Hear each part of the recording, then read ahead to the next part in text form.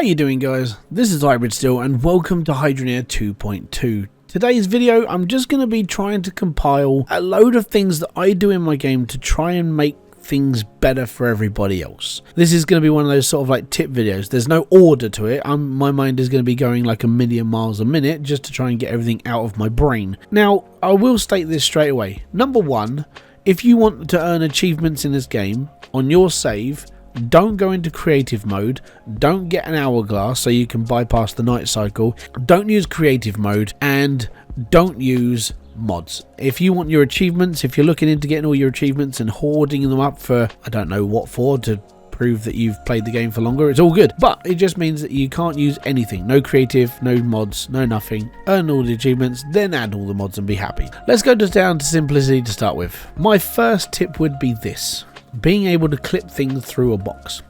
Now, the plus side to being able to clip things through a box is you don't have to just clip it through for a furnace.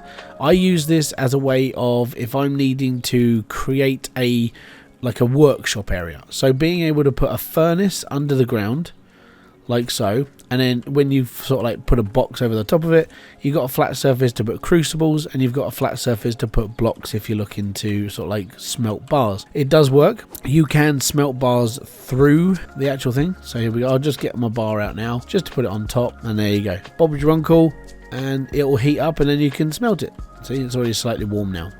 Tip number 2 comes down to digging. Now, I know a lot of people, when they move off from Ember, you're only used to having tier 1 dirt, and then when you get into a bigger plot of land like South Hope or Ice Helm or anywhere like that, you've normally just got tier 1 equipment. And most people just go, quick, if I get tier 2 equipment, it'll be much better. The problem with doing that is that once you go underground and you want to set up your drills, having tier 2 equipment doesn't help if you've only got tier 1.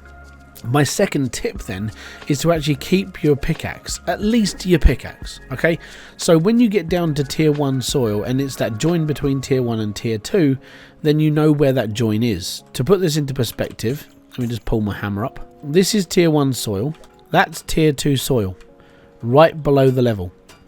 So you know if you're hitting that there, you're down too deep. Now how I normally combat this is to actually stick a floor on top of tier 2, like so, stick it down so I don't have to worry about it, and this means my drills will actually be mounted at tier 1, so my drills will continue to work at the best possible dirt that I can make them work at.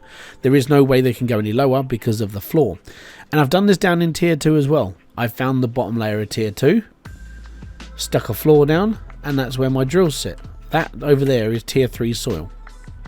This is tier 2.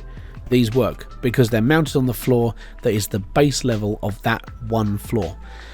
It's just one of those things. It helps to be able to put a floor down to know that you can't go any lower. Your drills will work at that level. That's fine.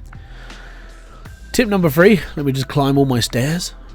Tip number 3 is conveyor belts. Now, when it comes to conveyor belting, at the moment, obviously, most people are trying to struggle up to core stone so you're able to get more and more power out of this, and that's all good. It's fine. For all those people who are looking into actually making a better conveyor belt system, but obviously, if you've got like a really long conveyor belt, you want this to be fully powered as much as possible, right?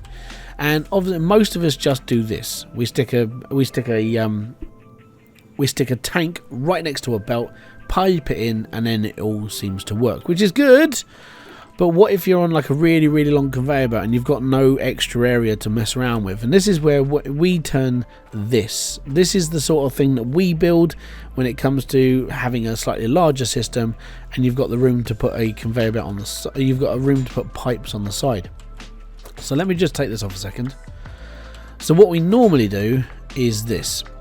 So your conveyor belt will still run even though there's a gap here. The reason why is because the pipe is still flowing water. Okay. Yes, this isn't an ideal situation, but if you do this, you haven't created a loop, which means the water will keep working inside the pipe and it's all good. Also, having a booster on the side gives it a boost of power, so the conveyor belt keeps on moving for faster and all, you know, it just works. Let's put it that way. Now, some people sometimes they forget that this exists and they just put a straight pipe in, and this has been a cause of a few other issues. Might be something to people to look into. If your belts are stuttering, like they'll work for a bit and then they'll turn off, off, and then they'll work for a bit, and they'll turn off, and they'll work. Basically, what you've got there is you've probably got a cork stuck in your pipework. You didn't mean to put it in there; it just happens. You forgot it was there. You carried on building, and then that's where it is. The best thing you do is actually find where that pipe is, and then take out the cork. Unfortunately, it's a really, really, really common problem. I tend to see it at least 20 or 30 times in the Discord every update, because someone forgot to take out a pipe, or a new person. This happens to everyone, by the way. New people, experienced people, I've done it, and I've been playing this game for nearly 3 years, that you sit there and just go, oh, I just left a pipe in the... and you know, it just gets worse. My next tip after this is weapon racks. Now, racks are amazing. The reason why is because once you've got one of these, you're always going to find your tools. Even if you've got 4 or 5 of these dotted around your area, always make sure you put your tools back, because like I've done in many times, you walk around going, where did I leave my pickaxe? Where have I put this? Where have I put that? And if you've got a weapon rack on every floor that you're working on, always put your tools back, because if you don't put your tools back, you turn into I do it with money a lot of the time. When I walk around, I leave money normally in a shop, and then I'll spend 10 minutes trying to run around the map trying to figure out where I've put it.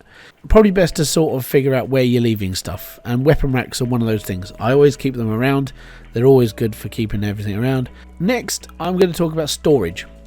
So storage, obviously there is no inventory system in this game. Okay, so what's the best way to keep things? In carts. And what I do here is I normally have carts full of stuff, so I have one type of everything. So I've got my cables, which are straight, my T cables, and my corner cables. I've got pipe, and I haven't got... So as you can see, I've run out of corner pipes, so I'll have to go and buy some more at some. But what I would do is I would take a cart, go to a shop, fill up all your stuff into your cart. So you go click, and just fill up loads, right? By this point, you've probably got loads and loads of money. It doesn't really matter. So you fill up your cart with everything, take it to the buying point, buy it all, and then walk off. You then don't have to keep shuffling it left to right, and trying to get it into the back of a truck or anything.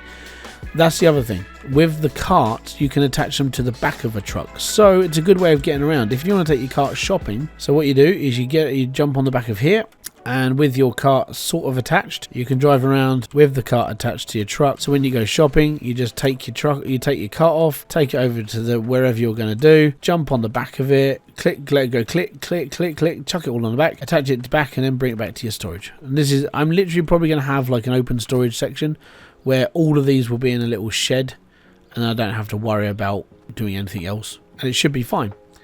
My next tip is to build these.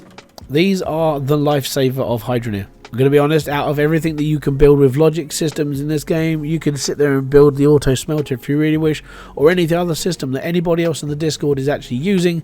This is the best one in the entire game. The reason why is so you don't have to worry about repairing your filters, because the filters degrade over time with water, obviously water coursing through them. You're going to need a way to repair them. But yeah, this little circuit is the best thing you can have. Basically, this is the best circuit in the game. Set these up backwards so the reader doesn't get fully charged straight away. And the only cable you're going to have to put is a flip-flop cable, because once this reads 0, the circuit charges, this will fire a spanner. And always make sure your filters are on sideways. I actually did this during my live stream where I had my filters on top, and I wasted an entire section of spanners. So yeah, apparently that was the main reason. So that was all fun and games. Another one of my handy little tips. So here we go. I need to build a drill. So we've done these ones. I need to build one of these. So I'm going to take my iron. I'm going to take my cloutium. Let me just go and get my other bit of cloutium. It just means when it's all melted together, it all just forms 1 bar of cloutium, 1 bar of iron. One other thing you can do is this. So you take your cart, run up here. Now you can get the cart down ISM. You just have to come down the lift. Jump it into the middle of the anvil. Put it down. And pull.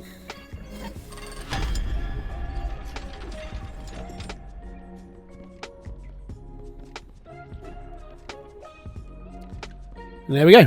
You've now got your drill on a cart. There you go. Put your cart on the anvil and just stack your drills. All you got to do then is go back around, pick up this, and drop this in here. And there you go. Almost perfect, because I'm not very good at placement. Obviously, it needs to go forward just a little bit more. And there you go. They're all, at least they're all attached now. That's the plus side.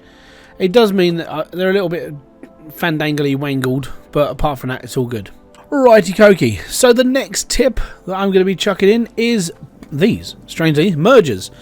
Mergers work really, really well. Now, without a merger, the bars that come off of a smelter just sort of hang on the side.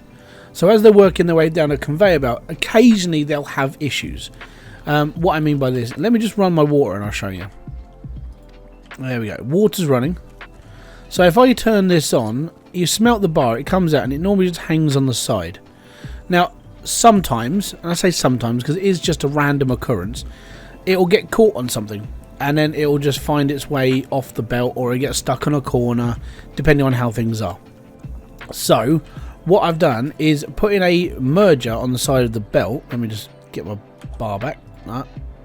So, with a merger, if you watch this now, it will come up and it will find its way to almost the center of the belt and it will stand up. It looks pretty cool at the same time, but it means that it won't get caught up on the side of a belt, it won't fall off, and there's not really much of a problem. So yeah, that would be a way of keeping your bars off the edge of the belts. The reason why is just because it just makes things a little bit, I don't know, it just looks a bit more industrial, you know, if you've got your smelters mounted lower. Because the problem with smelters, and what I'll do is I'll show you this.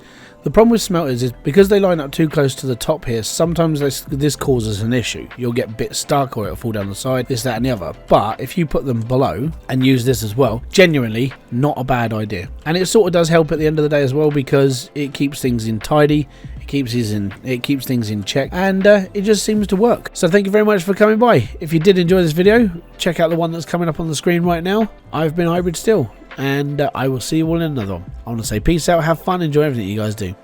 Bye bye for now.